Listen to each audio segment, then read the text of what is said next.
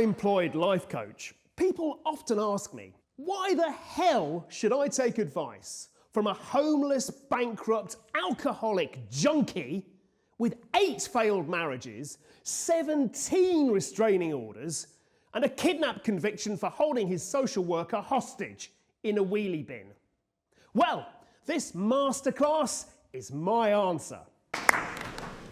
I'll help you bin the gym, drink your way through wet January, reclutter your home, master 1,000,000 time-wasting tips, and go from 5K to couch.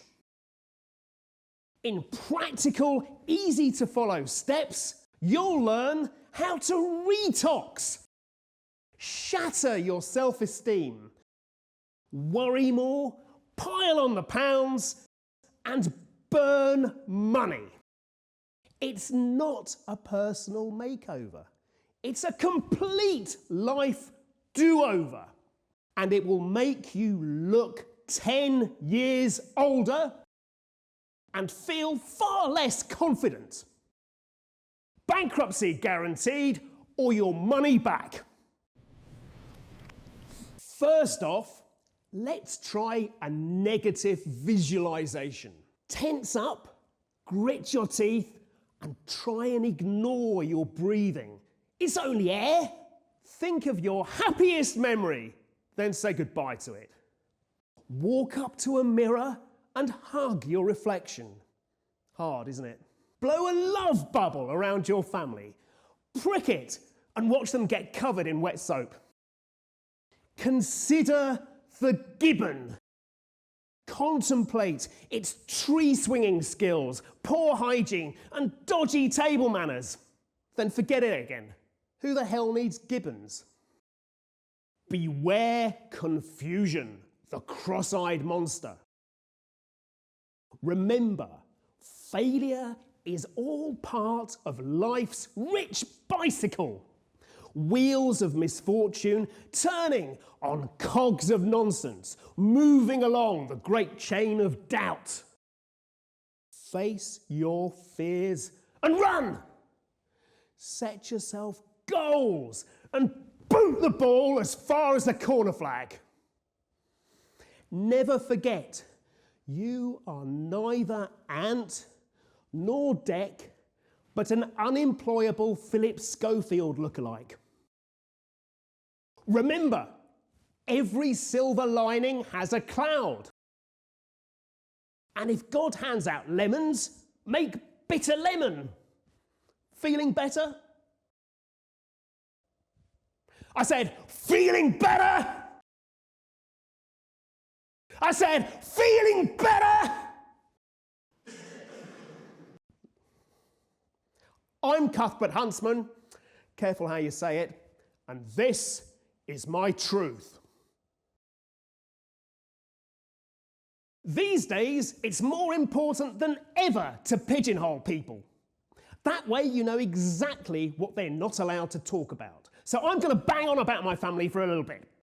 My mother was the most highly decorated officer in the Huddersfield SAS, the Happy Valley Super Duper Troopers. If you ever need someone to infiltrate a Colombian narco-terrorist cartel or improvise a bivouac in the enemy rear, my mum's your man. She never gives less than a 4-figure percentage. Mum could night march naked across glaciers, swim the Euphrates under hostile fire, and lug her own body weight up Mount Kilimanjaro without breaking sweat. As a triple agent, she convinced the IRA and UDA to kneecap each other's quartermasters and turned thousands of suicide bombers in the direction of the Samaritans. Mum would always tell me as she tucked me up in bed, "Listen, dear, killing for a living's no life, but death's in my DNA." I can picture her now. Flame-proof trousers, reinforced yomping pants, night vision goggles, and luminous abseiling harness. Violence is golden, she'd say, but never forget that the enemy of your enemy's enemy is also your enemy. Mum once won a guerrilla war single-handed in the Irish jungle. Agnostic jihad were trying to impose dither law with its split juries, hung parliaments and open prisons. She ambushed their leader and did him with a Venezuelan nutjob, a Kazakhstani bollock twist and an Armenian wedgie. Now the agnostic jihadist fought back with a Namibian nipple twist and a Parisian pillow bite. But she finished him off with a Henley fisting and a Welsh death grip. Now the Welsh death grip is the ultimate hold, killing with the stealth of silent music, invisible painting or unwatched television. Mum's working life was always edge-of-the-pants stuff. I'd tell you more, but I'd have to kill us all first. I come from a long line of blurred visionaries. My dad planned the Great Tube Robbery with the Cray triplets. It would have been bigger than Brink's Mat if the escalators hadn't been out of order at Mornington Crescent. Textbook cock-up. Dad started off in the early 50s as a bookies runner for Guy Ritchie and Danny Dyer. Soho was just a village then. People were friendly, and unless you looked at them. He was a man of considerable bollocks. The type of guy who knew where all the bodies were buried, largely because he'd buried them. One time, Dad teamed up with a gang of Hasidic yardies and ran guns for Feta, Hummus and the RNLI. Until they all turned out to be undercover cops having a laugh. Now he's out, he's got a couple of tech ventures, shoplifting over the internet and second-class email. Second-class email saves a ton of data, it just takes 3 days to arrive. My brother was a parkour star, always free-running around like a blue-ass chicken, leaping across buildings and laughing in the face of gravity. Until one day he turned 30 in mid-air and got stuck on top of an industrial chimney. Ever since the fire brigade winched him down, he's suffered from pre-traumatic stress disorder, a morbid fear of what's just about to happen. It's been going on for years. It's not just a paranoid episode, it's an omnibus edition. The other day, he fell out with his own reflection and ended up divorcing himself on the grounds of irreconcilable similarities. He now has to pay alimony into his own bank account, which is incredibly expensive. My sister dropped out of circus school and accidentally unicycled across the Iran-Iraq border. The Foreign Office are doing what they can to get her out, but I'm trying to crowdfund her escape. There's a bucket by the door. My uncle's a freelance shaman. He can channel apathy. For a tenner, the lazy bastard will give you a psychic detox, an emotional enema, or do you a bit of tantric gardening. He'll photograph your aura if you like, as long as you can keep it still. He's always waffling on about UFOs, you know, the Rothmans incident. He even gave me a map of Atlantis. Here it is. As for me, I grew up by the sea, near the bit where the ocean runs out and the ships drop off the edge of the world. The sailors' screams used to keep me awake at night, so my granny would read me just not so stories. How the whale got its arms, how the snake got its legs, how the donkey got its yodel. I've been confused ever since. I am a great advocate of wisdom listicles, massively patronising lists designed as clickbait for doom scrollers. Here's one I made earlier. Micro mismanagement. List your goals in so much detail you run out of time. Demotivation. Set yourself a task and think about what you'd rather be doing. Semi-tasking. Do one thing at a time, half-heartedly. Much better than multitasking. Defocusing. Remove your glasses and stamp on them. self-recycling, climb into a green bin and await collection. And here are the unwritten rules of life. I hope that was helpful.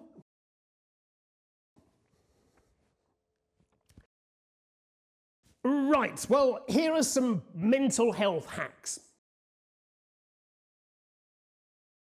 Write down your feelings, then set fire to them. Schedule despair. Designate 75 minutes a day to tearing your hair out.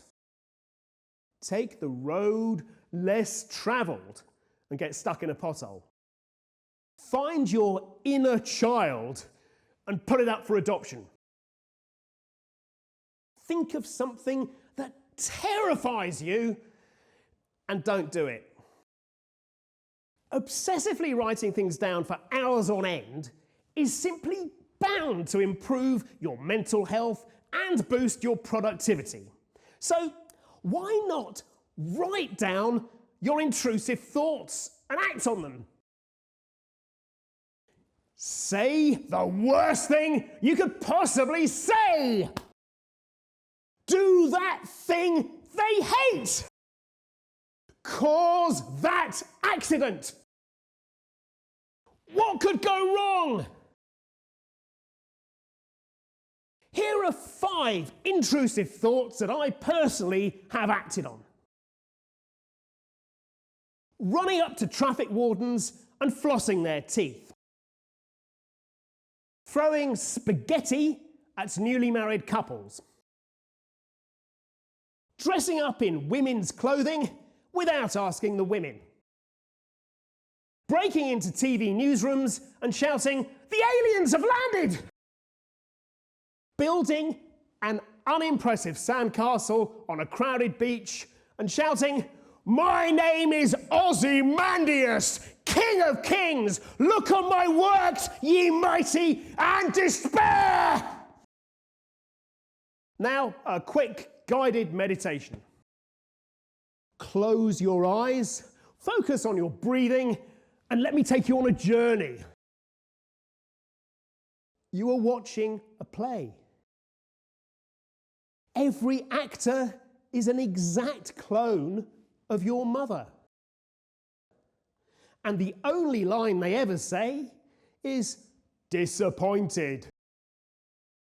The cast take a curtain call, but there's no applause. They just stand there, booing at you. And relax. The average person will spend around a third of their lives at work. I'm not an average person, so I don't spend anything like that. Mostly I'm in pubs, courts, or jails. But I appreciate that my lifestyle is not for everyone. Whether you're a prisoner of Zoom, a 9-to-5er, a twat in the office Tuesdays, Wednesdays and Thursdays, or a mofo in the office on Mondays and Friday, I'm always delighted to offer expert guidance. Any questions? Yes. My boss wants me to come into the office, but I prefer working remotely. What should I do? Develop body odour, flatulence, halitosis, and Tourette's. Give it a morning, and your boss will want you to be as remote as possible. Yes! I'm feeling burned out. How can I improve my work-life balance? Give up work and live on benefits. That will tilt the scales from work to life. The pay's not great, but put your mental health first and take a decade out to reassess your priorities. Yes. What's the best way to ask for a pay rise? Blackmail can work wonders, but if you haven't got any incriminating evidence, be sure to go in armed. Not armed with information about your productivity and salary expectations, but armed with a Kalashnikov and a shoulder-to-air mounted missile. Negotiations should go swimmingly. Yes. My boss expects me to do unpaid overtime. Should I quit?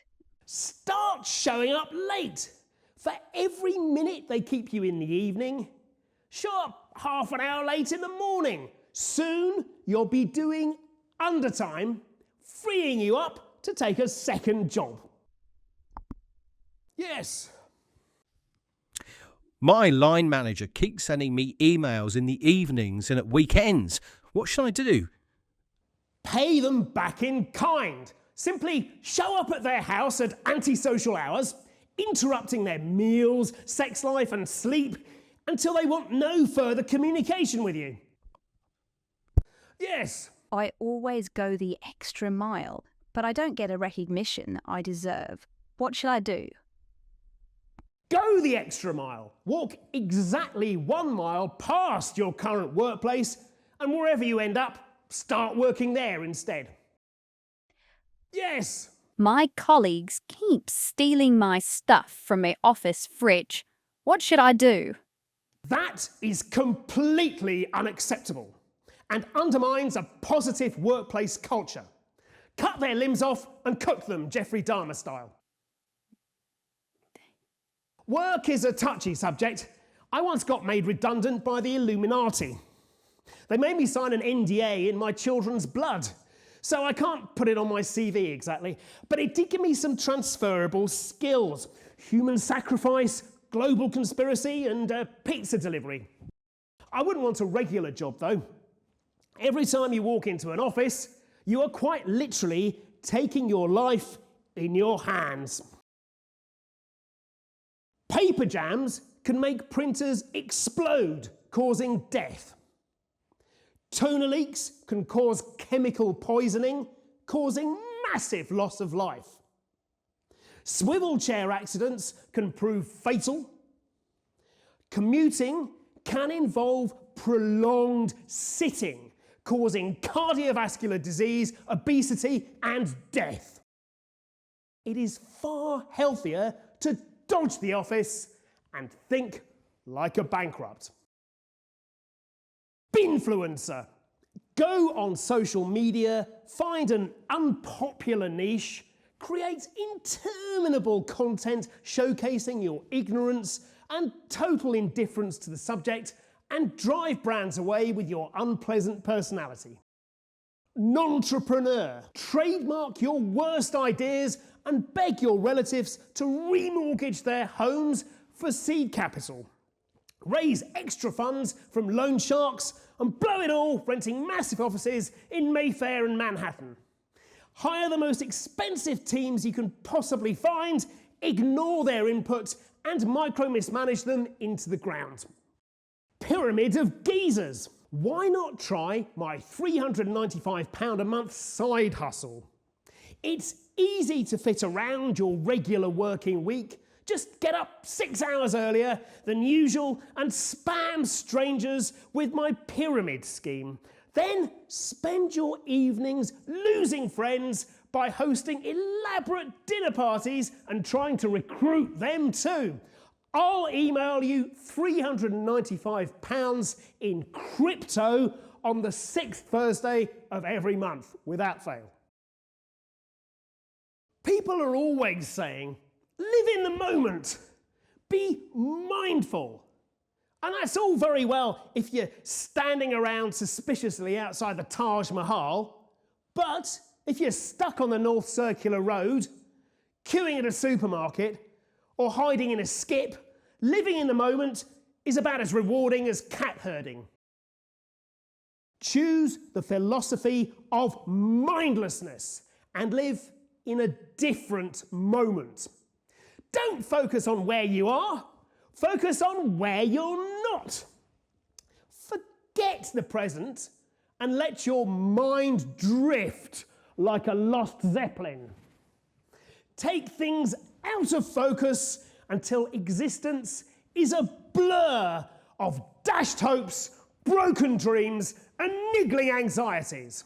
Let your true self be torn in 1,000 different directions until you've forgotten who you are. Follow your distractions to true mystification, for this is the way of the worried. Why not skim read these books and waffle on about them to strangers? The Celestine Oversight, What the Mystics Missed. The 69 Filthy Habits of Highly Infectious People. Revolt your way to success. The 40-hour out-of-work week. Enjoy the luxury of unemployment. Men are from Mars, women aren't. The challenges of interplanetary sex. Poor dad, poorer kid. Grow your debts down the generations. I'm a firm believer in alternative information. Conspiracy is nothing more than a cover-up. We all know that The Matrix was a documentary and we're all living in a simulation. But don't take the blue pill of ignorance or the red pill of awareness. Take one of my stripy pills and join me down the nearest rabbit hole. I particularly despise truth privilege. Just because something really happened doesn't mean it should take precedence over stuff that's completely made up. Here are some things I now know to be true after doing my research on TikTok. The moon landing was staged by Netflix. The dinosaurs were imposters. The Earth is not only flat, it's hollow. Satan runs a Brooklyn pizza parlor staffed by Oompa Loompas. Radiation from 5G mobile towers is turning us all Chinese. There won't be a great reset, but there will be a great pause where nothing much happens for a bit. Right, personal bus journeys. Travel broadens the mind and empties the wallet. So I decided to take a gap decade and explore the world. I didn't waste any time with vague wanderings. I had a highly specific list of achievable objectives. Number 1, discover the inner Australian Sea. Number 2, find the Saharan rainforests. Number 3, scale the Rwandan glaciers. Number 4, snorkel across Atlantis. Number 5, take a selfie with the president of North Korea. I failed to achieve any of these objectives, but I did discover that I'm not very good at geography.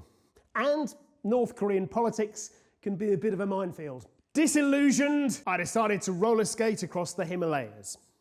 There, I met a guru called Yoga Nando's. He led a simple life, keeping chickens and cultivating chilies. And he opened my eyes to the wonders of Agoi, reverse yoga.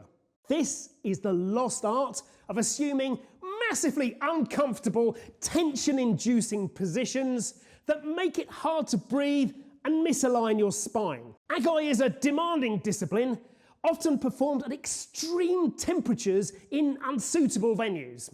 Devotees frequently report feeling much better afterwards, largely because they're so relieved it's over. My favourite Agoi positions included the distressed walrus, the broken bicycle, and the embarrassed turnip. When I returned, I was determined to popularise Agoi. Here are some reverse yoga positions suitable for middle-class remote workers who spend all day on their laptops. The forgotten password. Lie on your nose, twist both feet around your neck, picture a dolphin, yodel. The unwanted auto-renewal. Tie a sock over your eyes, climb onto a table, somersault. The lost Wi-Fi connection. Stand on one leg, bite your big toe, raise the other leg. The inconvenient Zoom meeting. Run away from your ankles, hide. The overactive WhatsApp group.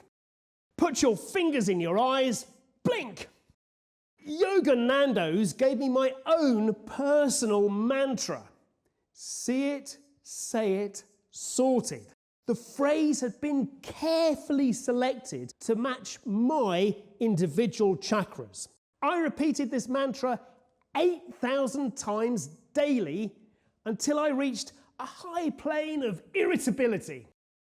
I cannot tell you how much reverse yoga improved my life, because it didn't. I ended up spending a fortune on osteopaths, physios and psychiatrists, but I will never forget my time with Yoga Nando's and his unique ability to make living in the present moment so unbearable that you're forced to focus on your past mistakes and future anxieties.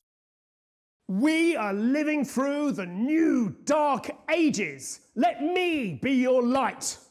Think of me as your novelty glow stick. Swirl me about, trace silly luminous patterns in the sky. Repeat after me.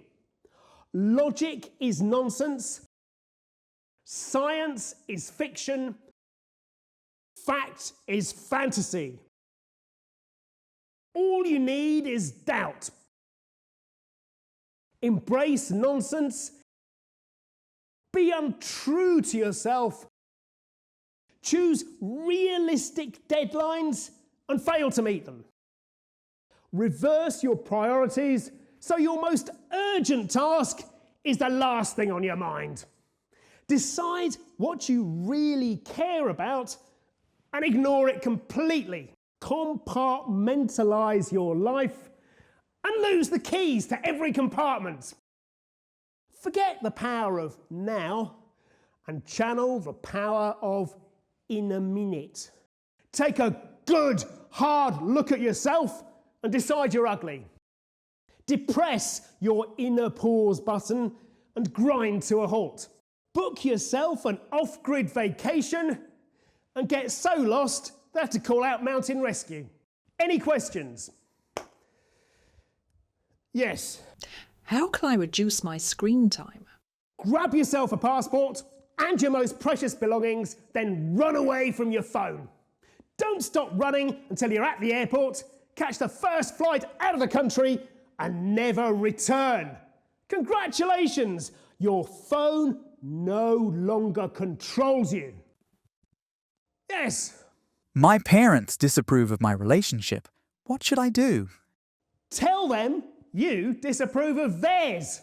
They may have made you, but so what? Point out that you are living proof that they should never have got together. That'll teach them. Yes. How can I improve my time management? Buy a massive journal and note down how long it takes you to complete every single task you attempt. Taking a dump, loading the dishwasher, emptying a bin. Time everything to the microsecond and spend your day filling that journal. You'll soon have no time for anything else. Yes. How can I be more confident? Simply picture other people naked. If it helps, carry around a pad and crayons and draw them naked too. There's no need to show them the pictures, but you can always pin them on your walls at home. If the police drop over, just be sure to convince them that you're not a psychopath. Yes. How can I look younger? Buy a school uniform and wear it at all times. Accessorise with a satchel, a skipping rope and a teddy, and try to ignore any awkward comments at work. Now it's time for another guided meditation. Close your eyes, focus on your breathing, and let me take you on a journey. You are at a haunted fairground. Every ride is covered in cobwebs. The ghost of a small child ushers you onto a Ferris wheel. The wheel turns and turns until you vanish into the clouds, never to return. And relax. I once got drunk and invented the antidote to makeovers, the personal do-over. When I'd sobered up, I started writing an ad campaign. It went something like this. Are you too healthy, confident, relaxed and rich? Well, here's the solution. In practical, easy-to-follow steps, you'll learn how to retox, shatter your self-esteem, worry more, pile on the pounds, and burn money. You too could be skint in therapy, badly dressed and aged. Is your house too stylish? I will tell you all you need to know about flock wallpaper, wood chip and shag pile. Garden blooming? Well, not for long. I'll give you the emotional tools you need to install crazy paving, garden gnomes and rusty greenhouses. Children too placid? Here's a complete guide to E-number heavy fast foods, provocative taunts and violent computer games. Join me, damage your life forever and say goodbye to envious glances. It was brilliant, but it needed to be upscaled so it looked more like an actual system. So I thought for about 8 seconds and invented a completely arbitrary time limit, 30 days, then threw in some quiz questions to make it seem interactive. Are you too decisive, productive and successful?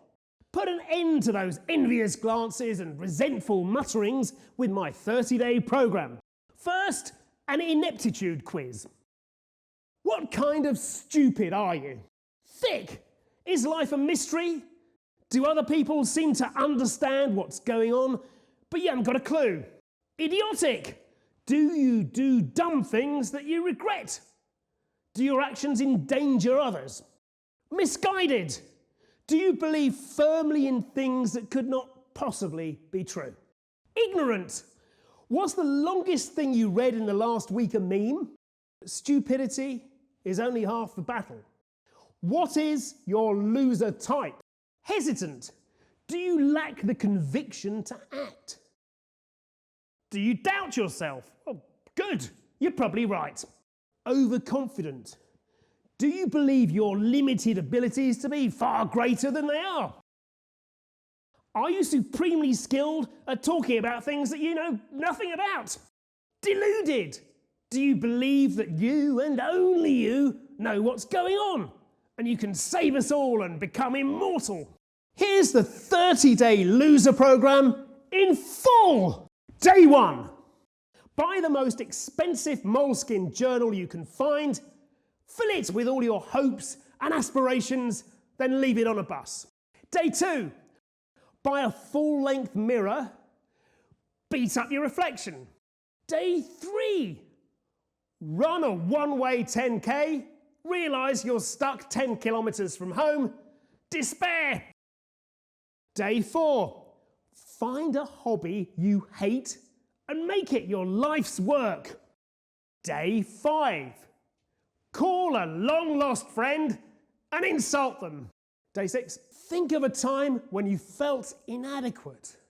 Realise you're probably right. Day 7. Congratulations, loser! You've completed your first week.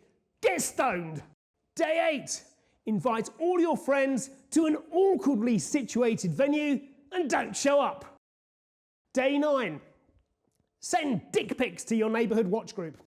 Day 10. Torture bus stop. Day 11. Steal an e-unicycle and hit the nearest motorway. Day 12. Sit in a puddle. Day 13. Drop your phone in the nearest postbox. Day 14. Nice one, loser. That's week 2 in the bin. Call that dealer. Day 15. Buy a Mac and National Health glasses, then stand in the corner of a children's playground with a camcorder. Day 16. Have a 6-hour argument about J.K. Rowling on X. Day 17. Think of a spectacularly dull subject and start a podcast about it. Day 18. Insist people sponsor you for doing something you were planning to do anyway. Day 19. Fill your bath with soapy water and shout into it. Day 20. Teach your dog to play Assassin's Creed. Day 21. Back of the net, loser. Week 3's history. Check out the bookies. Bet against yourself. Day 22. Take a notepad. List all your bad habits in invisible ink and watch them disappear. Day 23. Enter an extreme sports competition. Don't train. Sustain inoperable injuries. Day 24. Book an appointment with the most expensive psychiatrist in Hampstead and answer, no comment, whenever she asks you anything. Day 25, lock yourself out. Break in, report yourself to the police. Day 26, climb your own personal Everest and fall off. Day 27, identify as the opposite gender to your birth, but change nothing whatever about your appearance or behaviour. Take massive offence at anyone who misunderstands. Day 28, look at you, loser. 4 weeks down, 2 days to go. Wear that L with pride. Day 29, you're almost out of time, so you may as well please yourself. I don't know, maybe go to the pub and check out their finest breakfast wines. Day 30, go for a drive, park on a lonely beach, remove your clothes and belongings, go missing! It's high time for another guided meditation. Close your eyes, focus on your breathing, and let me take you on a journey. You are lost in a library. Every book is a leather-bound biography of you, written by your worst enemy. The books rise up out of the shelves and start chanting, "Bastard! Bastard! Bastard!" until their pages fly out, covering you in a mound of paper so heavy it crushes you to death. And relax. Healthy body, healthy mind. I have neither. And I'm often told that I'm fit for nothing. I do make quite a good misfit though. Maybe I should set up a misfitness program to encourage others not to fit in. The 13-step program. I recovered from my addictions to glue, cough medicine, sleeping pills, uppers, downers, pornography, alcohol, crack cocaine, heroin and jelly beans by completing the acclaimed 12-step program. And I can now reveal that there is a secret 13th step. Step 13. Having completed the previous 12 steps, bang on about it forever, repeatedly emphasising your moral superiority to the rest of humanity. I cannot understate how much this 13th step has boosted my unpopularity. Don't people realise that ex-addicts are far edgier, sexier and more rebellious than non-addicts? At least my beer gut is widely admired. Here are my favourite diets. The arsonist diet. Set fire to your kitchen. Intermittent farting. Lose weight, lose friends. The just starve diet. Move house, don't update your delivery address, and let your takeaways fatten a stranger. Theft. Only eat what you can shoplift. There's a limit to how much you can shove up your jumper. The poor diet. Only eat what you don't like. Portion control just won't be an issue. Diet another day. Don't bother. Any questions? Yes. I'm worried about the health effects of vaping. How do I give up? Cigarettes are a simple, easily accessible alternative to vaping. Be patient. There may be some coughing at first, but just think of all the friends you can make standing about on the pavement. Yes. Or have trouble getting to sleep. What should I do? That's a no-brainer. Booze. Simply drink until you pass out. But one word of warning, there's a risk that you may wake up in the early hours, so always keep a backup bottle on your bedside to finish the job. Yes. What's the quickest way to lose weight? When you're struggling to shift the pounds, never forget that the average human leg weighs over 11 kilos. How much do you really need them? I mean, it worked for Oscar Pistorius. Yes. How can I cut my alcohol consumption but still have fun? Try drugs. There's a cornucopia of illegal narcotics available. Look at it as a chance to form new habits and expand your social network. Forge new friendships with young people. Invest in the local economy and boost social mobility. It's not just a big night out, it's a long-term solution. Yes. My best friends tell me I've got bad breath. What should I do? Well, just Find the nearest car park and fight him in it. That's no way for a friend to behave. Gym workouts never really work out. And as for running, forget it. Unless you're being chased by police officers or a gang enforcer, there's really no need for it, is there? Why waste your time getting cold, muddy and out of breath when you can download my new 5K to Couch app and say goodbye to exercise? In 78 easy steps, I will help you neglect your fitness regime and have 7 rest days a week. You'll soon be glued to the sofa watching repeats of Midsummer Murders. If you regularly run 5K, I'll help you reduce this in steady increments until you're not running at all. Here's a free taste a week to start building that couch habit. Monday, run 4K, have a pie. Tuesday, run 3K, have a pie and a sausage roll. Wednesday, run 2K, have a pie, 2 sausage rolls and a tub of ice cream. Thursday, run 1K, eat a pie, 3 sausage rolls and a tub of ice cream, drink 9 pints of Guinness. Friday, play Grand Theft Auto for 18 hours. Saturday, watch all available football matches on TV and fill the gaps with illegal streams. Fall asleep on the couch.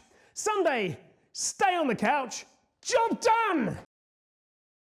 Meditation time, methinks.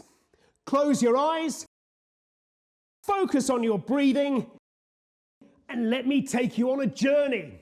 You are alone in a cinema. The film is a biopic about you. It focuses entirely on your past mistakes, recreating embarrassing situations with uncanny accuracy. The credits roll. Every name is yours. It fades to black, and so do you, lost forever in the dark screen. And relax. With the possible exception of the homeless, most of us live in homes.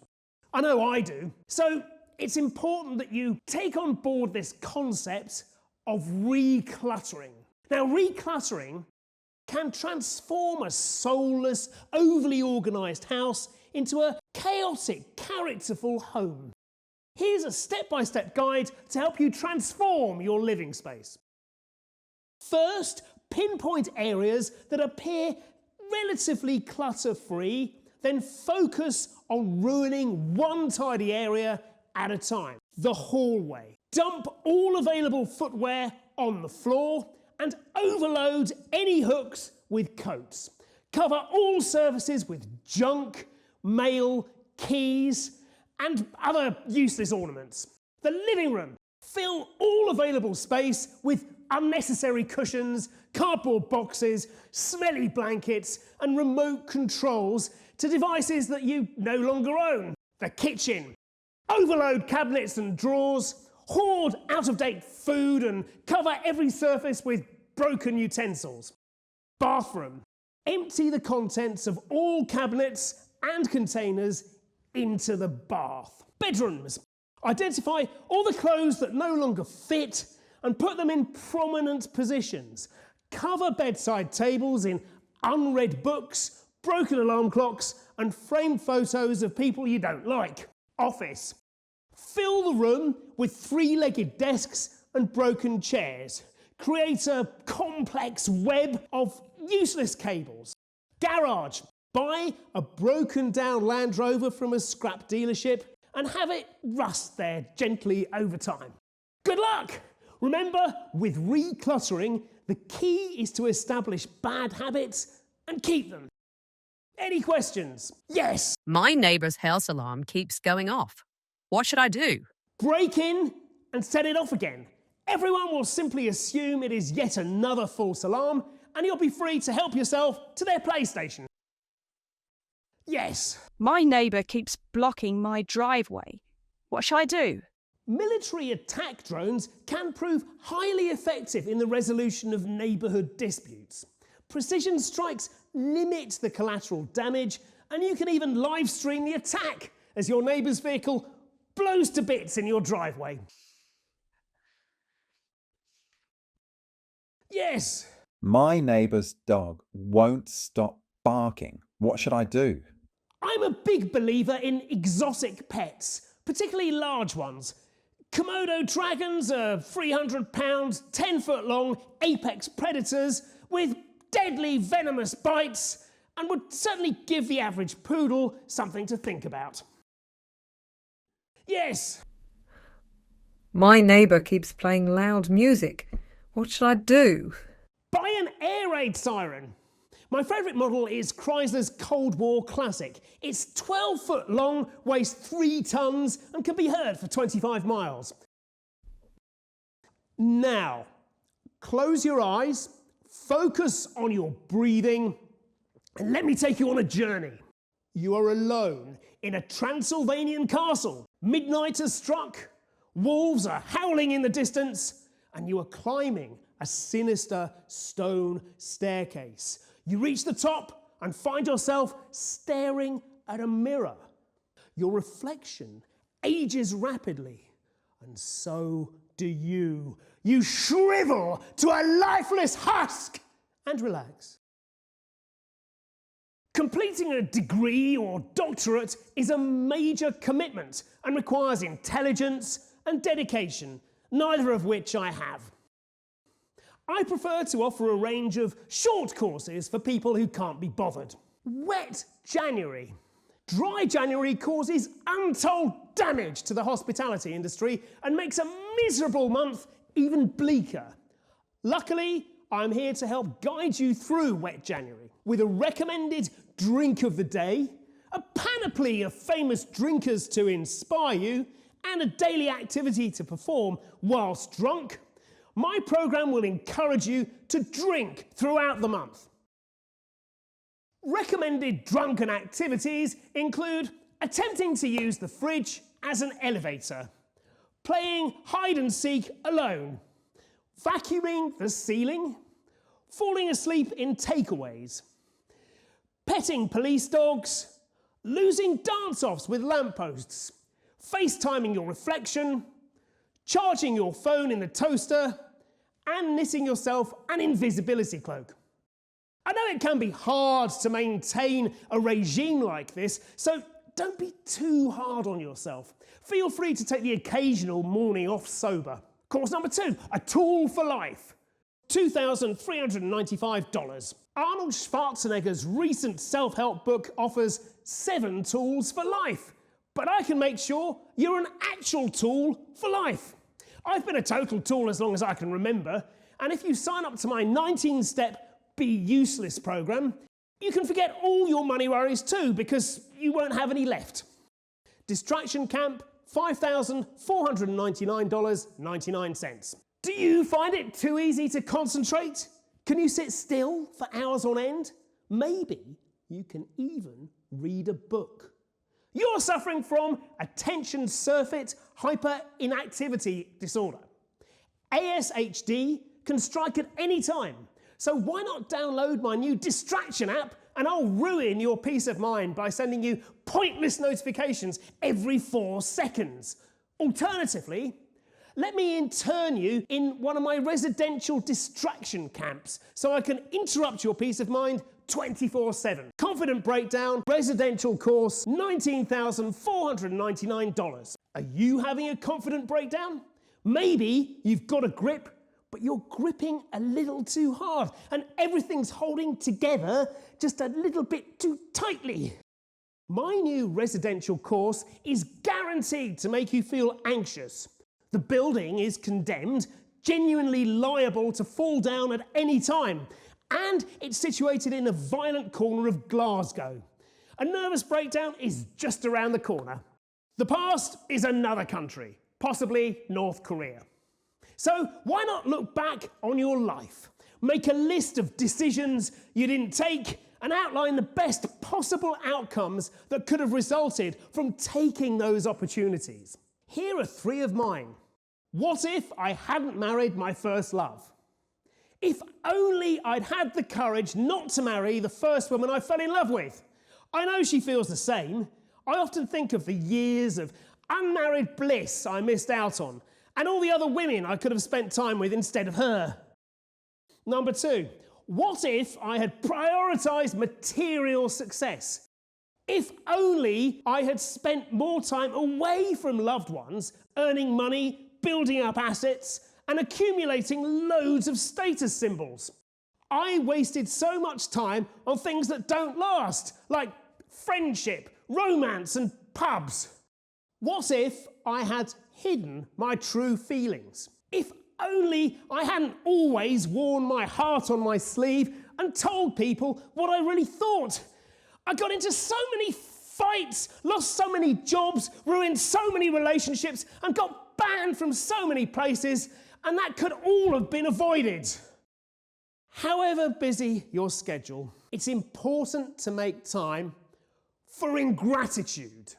List every favour you've done for people who didn't reciprocate. Look up your classmates on LinkedIn. Write down the names of everyone who is doing better than you. Go on Instagram and look at the holiday pictures of everyone you know. Note down the names of anyone who looks happy, has an attractive partner, or appears to be at a high-end resort. Look up all your ex-partners and list everything that's going well for them. List every city in the world. Delete all the ones you have visited. Gaze at the remaining list and imagine their wonders, their majestic plazas, tree-lined avenues, bustling bazaars, ancient cathedrals, exquisite restaurants, hedonistic festivals, and legendary nightclubs. Acknowledge that you will probably never visit them. Draw detailed pictures of the 10 most attractive people in the world.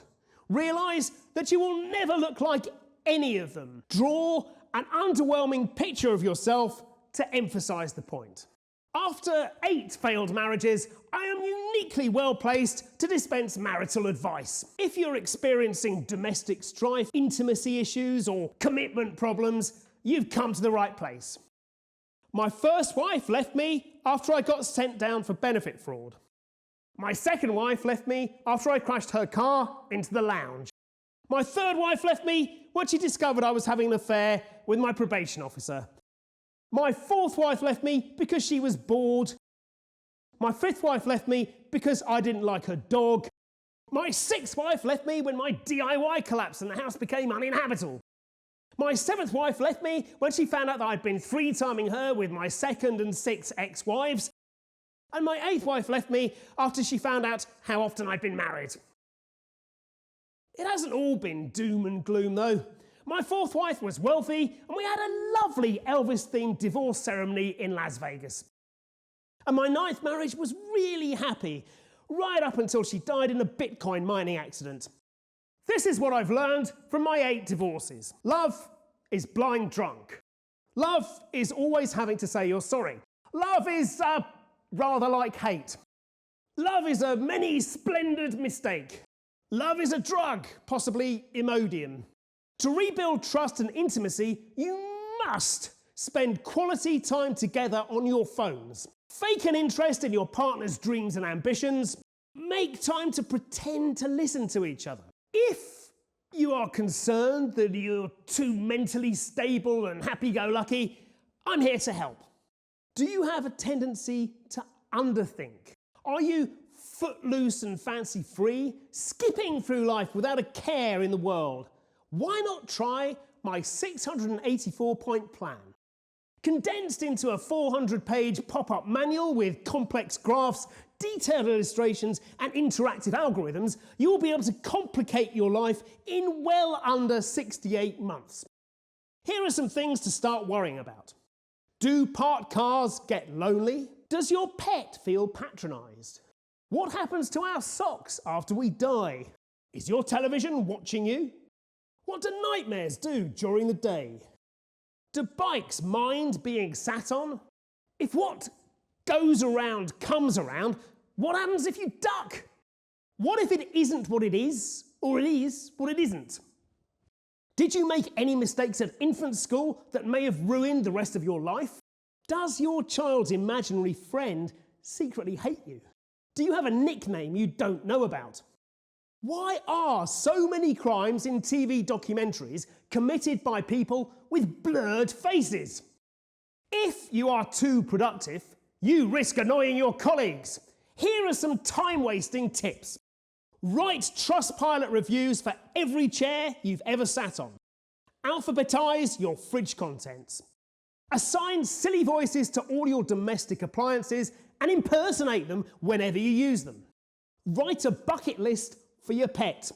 Master balloon sculpting and create a range of obscure rainforest animals that no one recognises. Learn contortionism.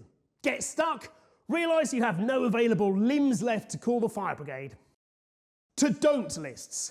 Make a list of 100 things that you don't want to do and don't do them. Here's mine. Things I don't want to do and never will. Busk across Europe. Read the Silmarillion. Run a marathon in a novelty costume.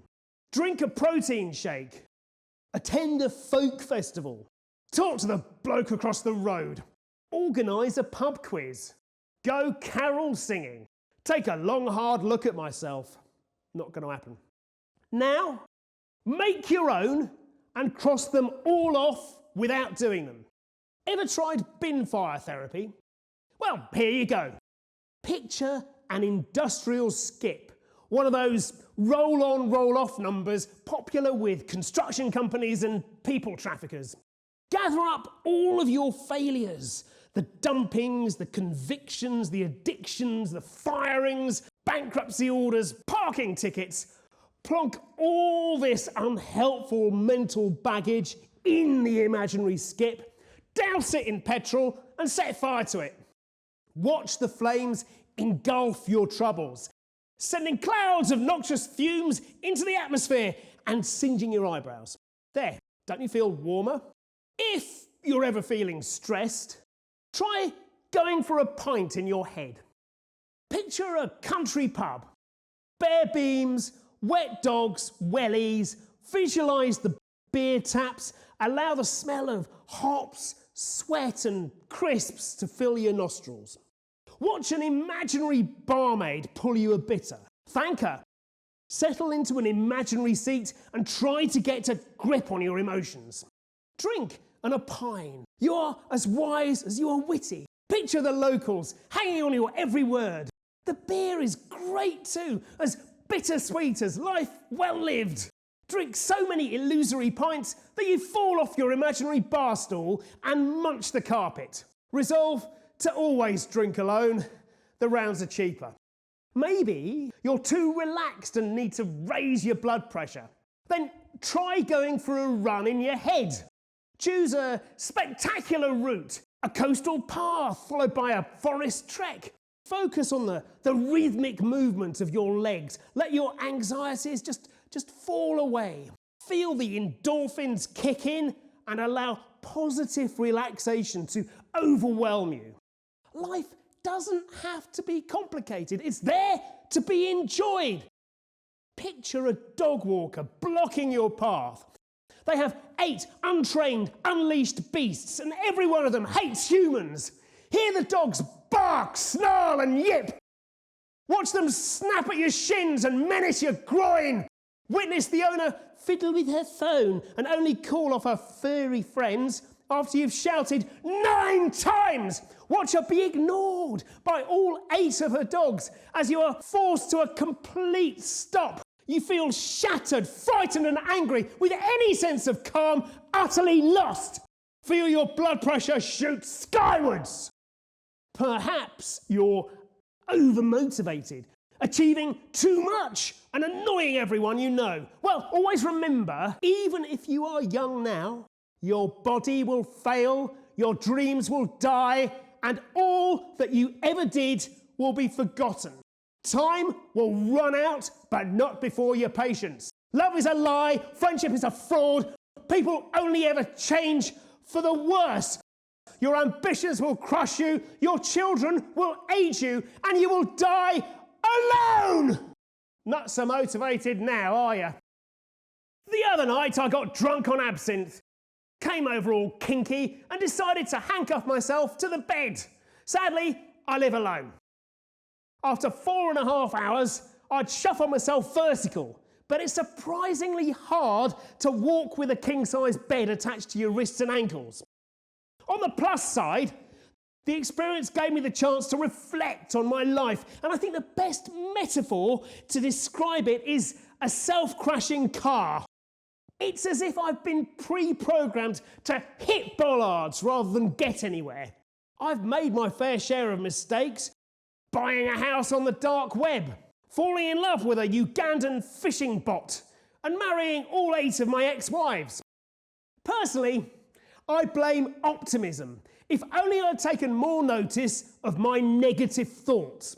Why not choose 30 of your most negative thoughts, have separate t-shirts printed for each one, and wear a different negative thought every day of the month?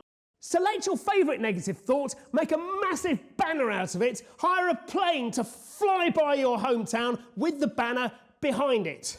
Record the flight and post the entire video all over social media. Negative self-talk can take many forms, and it is often right. If you listen to it, you will get a more accurate prediction of how things will turn out. It's just the way it is. A few years ago, I began a mission to track down Britain's biggest losers, hear their life stories, and discover the true secrets of failure. My aim was to harvest textbook cock-ups and distill their essence into a set of rules. In my dreams, I was the Jordan Peterson of incompetence. Wait for it. And here's the book, a comprehensive guide for anyone wishing to know how not to live their life. Thank you. It's been emotional.